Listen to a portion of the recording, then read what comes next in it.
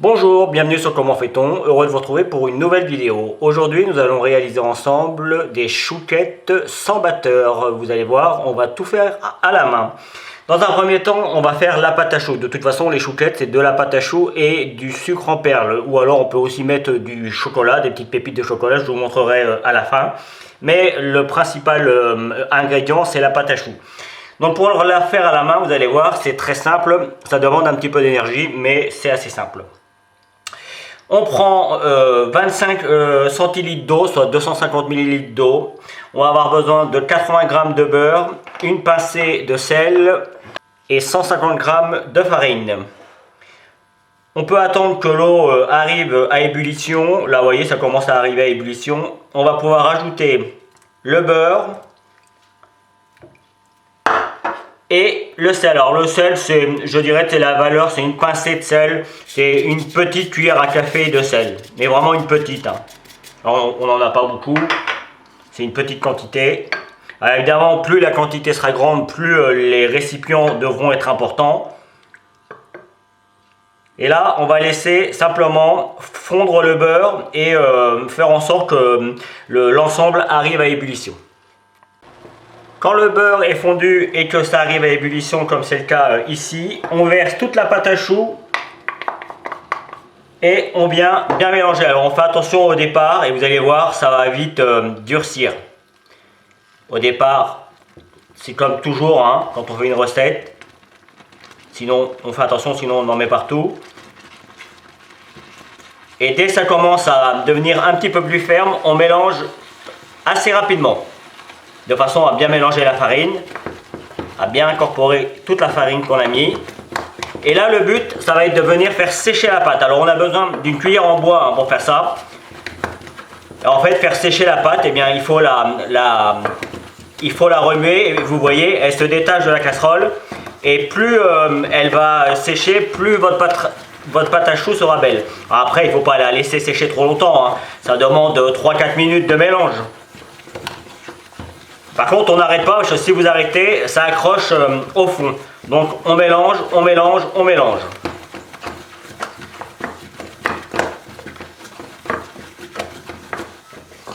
Donc, du coup, moi je vais retirer un petit peu du feu et j'éteins.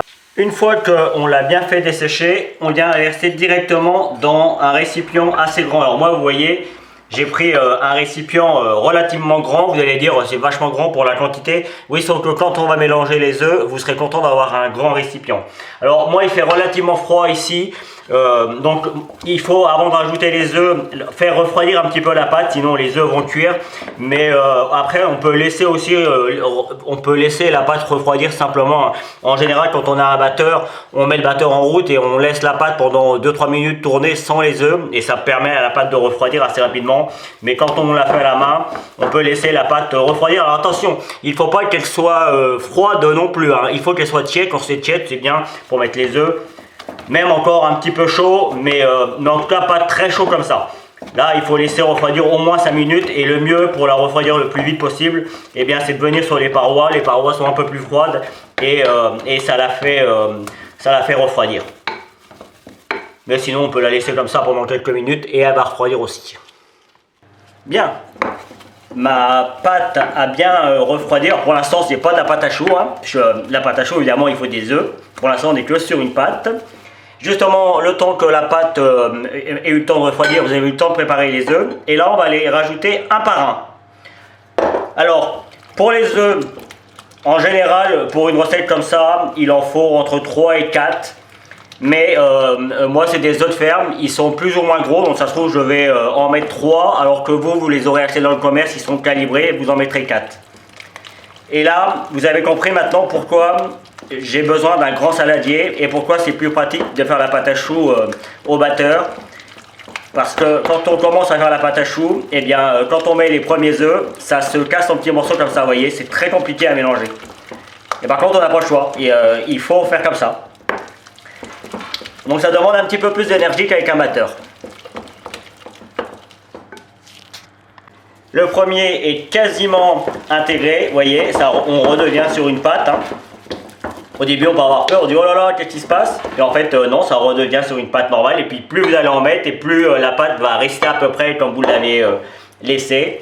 Et là, on en met un deuxième. Puis un troisième, alors je ne vous montre pas, hein, vous avez compris le principe. Je vous montrerai juste comment elle doit être.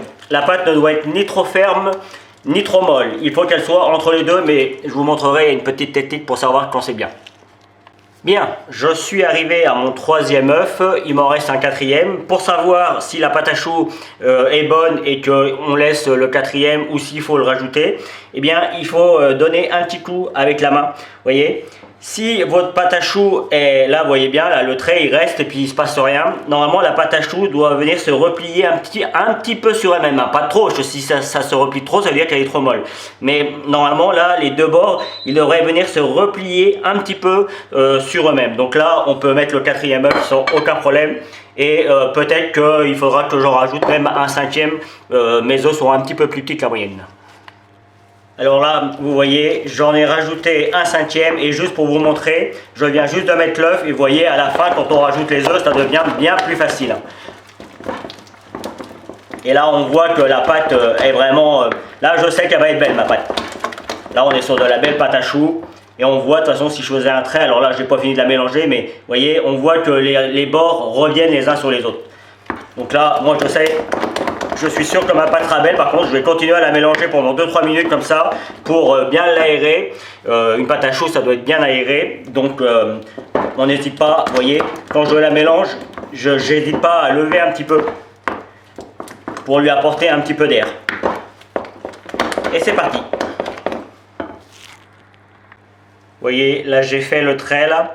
Et on voit, alors c'est subtil, hein, mais on le voit quand même que les bords se rapprochent les uns des autres.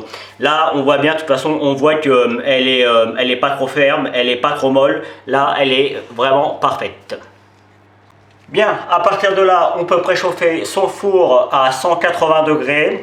On prend une plaque avec un papier film. Alors, une petite astuce de pâtissier. Pour que le film il ne bouge pas le temps que vous faites vos choux, vous mettez un tout petit peu de pâte à choux en dessous. Vous voyez, ça se voit peut-être pas, mais j'en ai mis. Alors, ça salit la plaque en dessous, mais au moins la feuille elle bouge plus et vous êtes tranquille. Et puis après, alors je vais essayer de me mettre là, je pense qu'on voit bien. On vient faire juste les petits choux de la taille que vous souhaitez. Alors moi je vais faire des choux assez classiques. Alors je ne vais pas en faire beaucoup sur le coup pour vous montrer, puisque le principe après reste le même. On fait les choux, on prend le sucre et on vient déposer le sucre. On peut même en laisser un petit peu à côté, c'est pas un problème. Normalement on fait ça quand toute la plaque est faite, hein. Ça évite que la vidéo soit trop longue. Vous avez vu comment j'ai dressé les choux. Ce serait bien si on pouvait dresser les choux. Mais en fait les sucres sur le côté, quand les choux vont gonfler, ils vont les récupérer. Donc quand on est en boulangerie, en général, on a tout un tas de sucre et on vient prendre la plaque comme ça et puis on vient faire comme ça et tous les choux sont imbibés de sucre. Bon, ça c'est mes petites anecdotes. Donc vous avez compris le principe.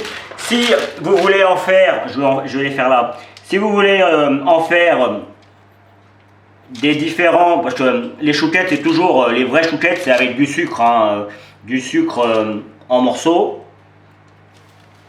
Mais si vous voulez les faire avec des morceaux de chocolat, c'est le même principe, sauf que vous venez mettre les pépites de chocolat sur le dessus.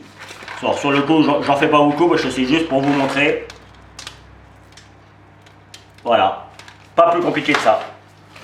Et puis, on laisse un petit peu d'espace, je vais en refaire juste, vous voyez, on laisse un petit peu d'espace entre chaque pour qu'ils puissent justement pousser. On essaye de les faire quand même assez réguliers pour que la cuisson soit la même. Alors justement, tiens, le temps que j'en dresse quelques-uns. Pour la cuisson, il faut savoir que moi je les aime pas trop cuits, même que quand ils sortent du four, ils retombent, c'est comme ça que je les aime moi. Mais certains les aiment vraiment bien cuits et que quand ils sortent du four, ils restent bien formés comme un chou normal. Enfin, ça a toujours tendance à retomber un petit peu, hein, les chouquettes, mais donc après c'est une question de cuisson. Donc quand ça sortira du four, je vous donnerai le temps de cuisson pour moi et vous vérifierez si pour vous la cuisson convient, et si ça vous convient pas, il suffira soit d'en rajouter un peu, soit de diminuer le temps de cuisson. Pas plus compliqué que ça. Mais pour des chouquettes, je vous donne un temps, il faut compter environ 30 minutes, hein, pas plus, à 180 degrés dans un four à chaleur tournante. Donc moi je mets du sucre, je finis tout ça et puis c'est parti pour le four. Et juste une dernière chose, il faut savoir que ça se congèle très bien. Et en pâte, vous les faites comme ça et vous les mettez au congélateur, et une fois qu'ils sont congelés, éventuellement vous pouvez même les défaire pour les mettre dans un sac pour que ça prenne moins de place. Et puis après vous les sortez quand vous en avez envie, et vous pouvez les cuire en même temps qu'un autre aliment, bien que les choux avec la cuisson ce soit assez fragile, ils n'aiment pas trop les autres. Il faut vraiment, c'est une cuisson un peu particulière les choux. Mais si c'est pour faire des chouquettes, il n'y a aucun problème, ça marchera sans aucun souci. Voilà, allez, c'est parti pour la cuisson. Et voici le résultat à la sortie du four. Alors, pour moi, vous voyez, c'est comme ça que je les aime, moi.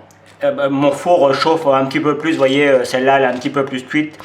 Comme tous les fours, hein, il y a des endroits ça chauffe un peu plus que d'autres. Mais moi, je les aime comme ça. Et là, dans un quart d'heure, 20 minutes, la pâte à choux va se ramollir et elle va devenir un petit peu plus plate, et c'est comme ça que je les aime. Mais beaucoup les aiment aussi comme ça. Donc après, l'avantage là dans mon four, c'est qu'il y en a pour tout le monde. Mais là, 35 minutes, c'est parfait. Et comme vous pouvez le voir, même avec sans batteur, on peut faire de très belles choses. Là, les choux sont très beaux, il n'y a rien à dire, c'est des très belles chouquettes. Même en boulangerie, parfois, vous n'en trouvez pas des aussi belles, hein. Donc, si vous arrivez à faire ça, ce sera parfait. Alors, pour le chocolat, comme vous pouvez le voir, c'est pour ça que moi, je préfère mettre du sucre. Alors, c'est bon aussi avec le chocolat, mais en présentation, c'est moins joli. Donc, voilà, après, c'est une question de choix. Voilà, la vidéo va se terminer sur cette petite image. Moi j'aime bien la présentation comme ça, où on les met dans des petits paniers aussi, c'est sympa. J'espère sincèrement que cette recette vous plaira, que vous prendrez du plaisir à la réaliser, même si, comme vous avez vu, ça demande un petit peu d'énergie, mais franchement, faire des chouquettes et faire de la pâte à choux, en règle générale, c'est vraiment à la portée de tout le monde. Donc, n'hésitez pas à vous faire plaisir. Et puis, il n'y a pas besoin d'avoir un four super performant pour réussir les chouquettes. Donc voilà, j'ai pris moi comme toujours beaucoup de plaisir à réaliser cette vidéo. J'espère que vous en prendrez autant à la regarder. N'hésitez pas à cliquer sur le petit pouce bleu, ça m'aide vraiment beaucoup. À vous abonner si vous êtes arrivé ici pour la première fois en regardant cette vidéo. Et puis à laisser un petit commentaire pour savoir si vous les avez réussi ou pas. Je vous dis à très vite pour de nouvelles vidéos, que ce soit en pâtisserie, en cuisine, même en boulangerie avec quelques pains que je vais faire dans quelques temps. Voilà, j'espère que vous apprécierez. Je vous dis à très vite, salut!